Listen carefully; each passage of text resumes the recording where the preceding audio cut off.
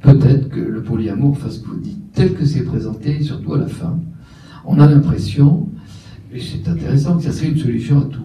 Ben non, justement. Non, une solution à tout, parce que tel que c'est présenté, c'est pas mal. Pour certaines personnes, ça peut être une option, mais c'est clairement pas adapté à tout le monde. Alors pour certaines personnes, de façon individuelle. Mais la chose compliquée, c'est que c'est le lien ou la rencontre avec d'autres. Puis c'est le lien.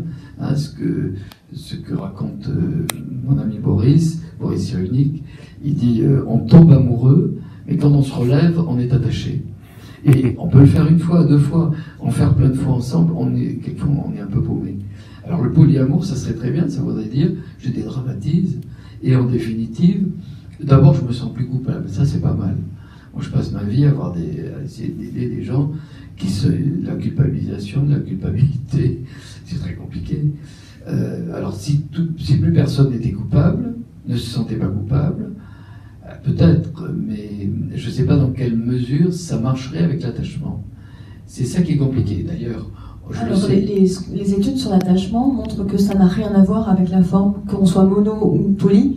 On peut, si on est sécure, on dit sécure mono ou sécure poly, et si on est insécure, c'est la même chose. Enfin, c'est vraiment des études. Enfin, j'ai les chiffres pour vous, je vous les enverrai. Oui, mais ouais, je suis pas trop d'accord parce que c'est les.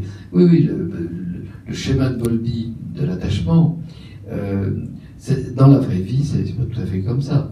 Les attachements, on s'en défait pas facilement. Non. Mais heureusement, ça se travaille.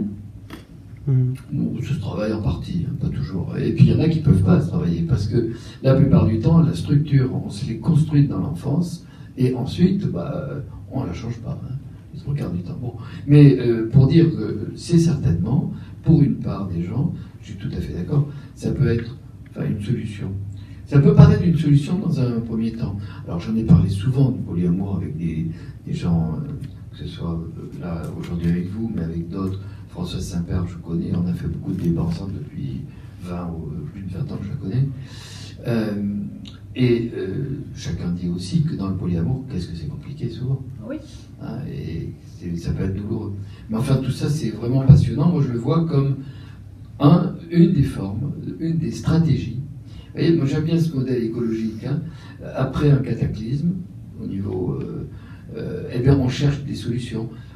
L'origine de l'homme, Yves Coppens, avec qui j'ai beaucoup travaillé, le raconte comme ça. Il y a un cataclysme, il se passe dans la faille de l'Est africain. Et après ce cataclysme, tout d'un coup, les populations qui sont là sont obligées de trouver des nouvelles formes de vie.